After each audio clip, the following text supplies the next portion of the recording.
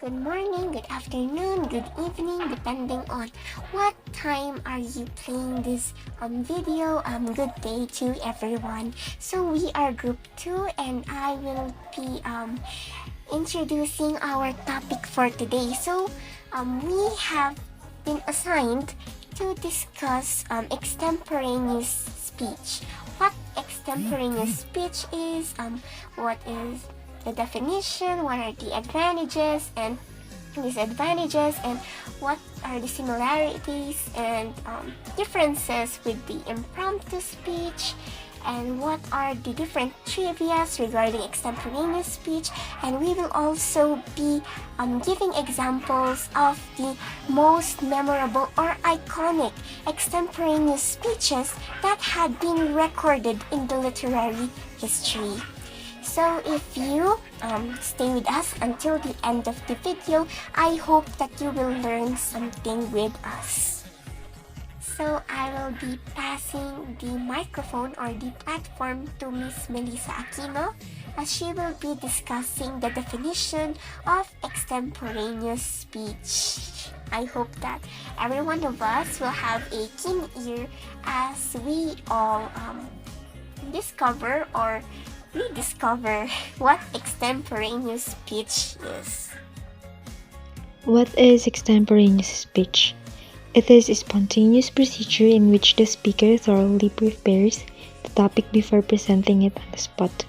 It doesn't require any memorization. Instead, there are brief notes where the author lists all the crucial details in correct order. The Latin word extempore, which means out of time, is the source of English word extemporaneous, which literally means without planning. An extemporaneous speech can be well rehearsed and practiced. However, because it cannot be read or memorized, it can never be delivered exactly as it was written. Thank you for the very informative description of extemporaneous speech, Miss Melissa Aquino. Well, the topic extemporaneous speech actually isn't new to us, since we already had tackled or we had a glimpse of this type of speech when we were still in junior high and even in senior high school if you are under the strand humanities and social sciences.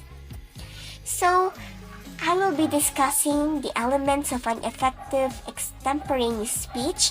So I have identified 3. I only have identified 3 since I think these 3 are the most important ones when it comes to making an effective extemporaneous speech. Coming up, number 1 is speak about something worth saying.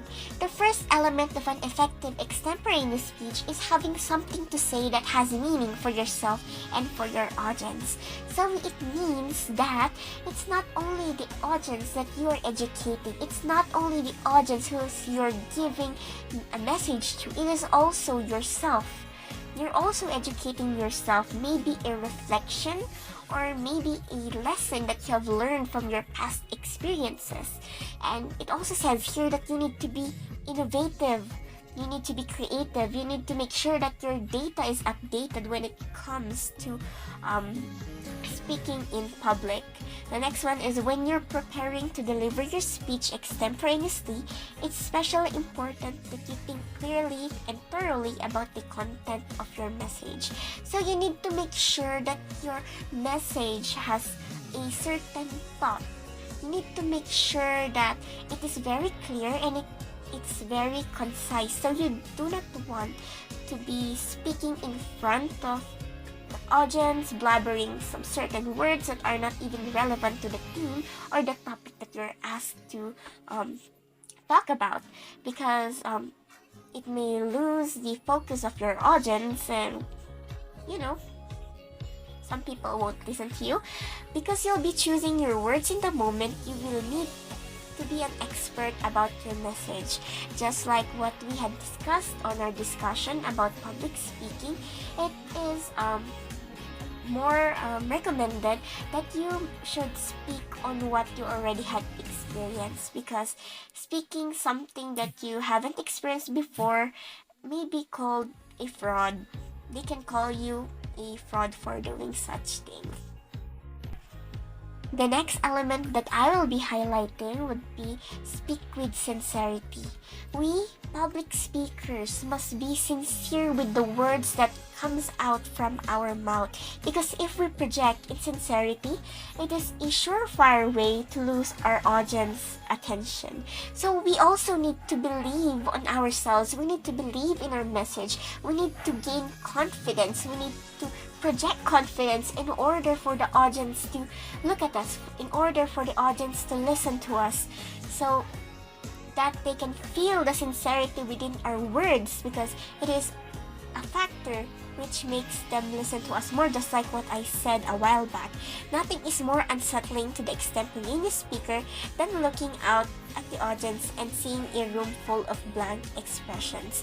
To help you maintain your composure and continue to think on your feet throughout your speech, keep it real.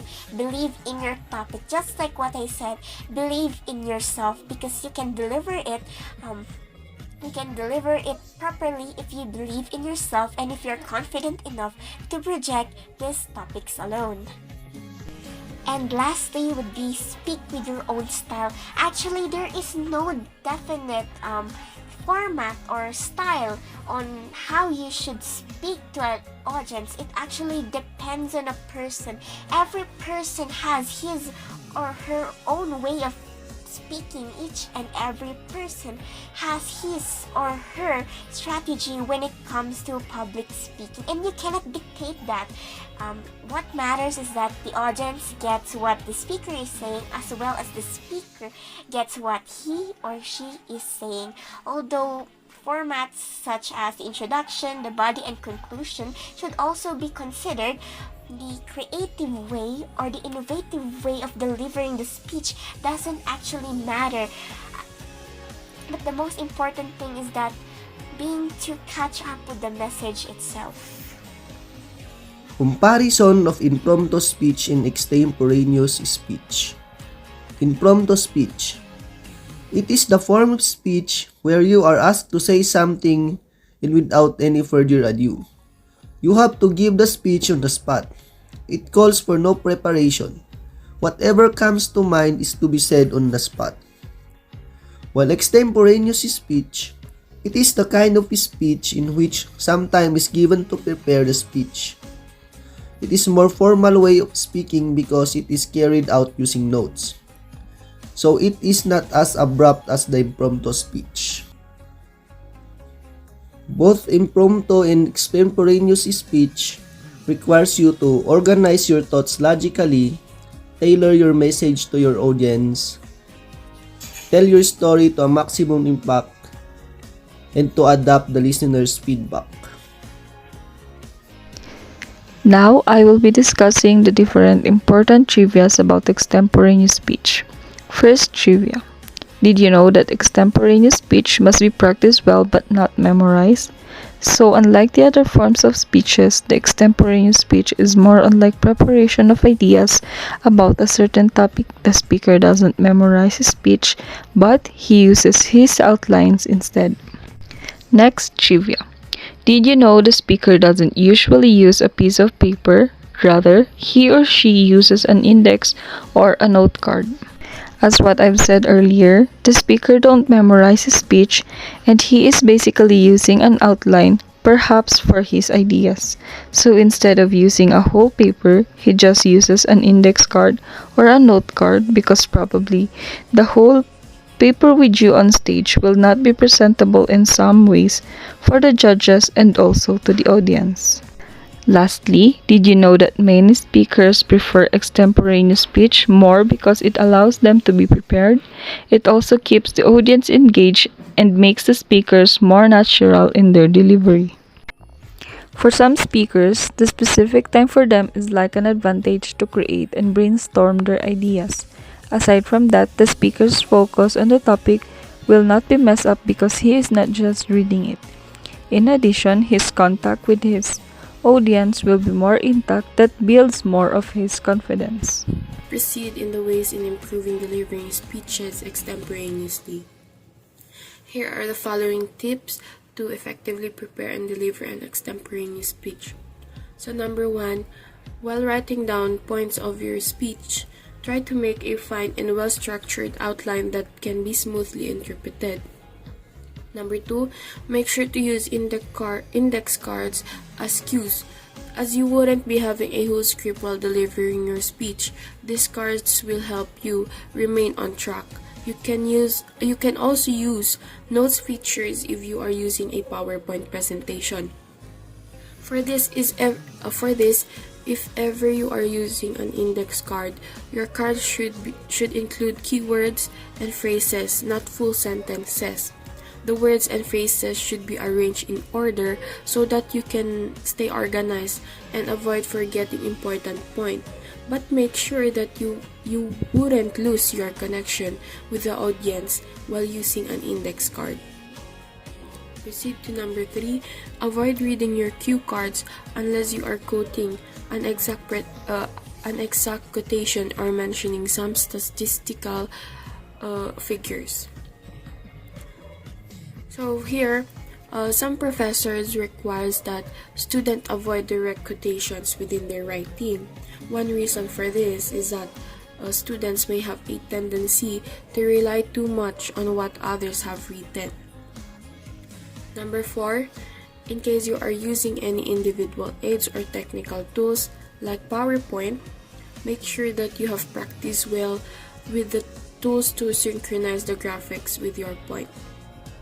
Number 5, try to make your speech interactive and keep your style conversational and engaging.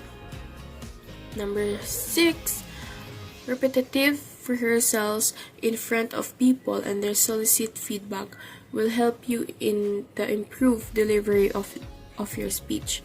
So for number 6, rehearsal is essential to give an effective presentation. Rehearsing increases your confidence, ensures you are familiar with your material, and allows you to polish your presentation skills. It is important not only practice delivering your talk, but to practice using your visual aids. Proceeding to the last one, number 7, for better time management, record your speech and check the time you are taking to deliver the whole speech. If it exceeds the desired duration, you can speak it with your time management better.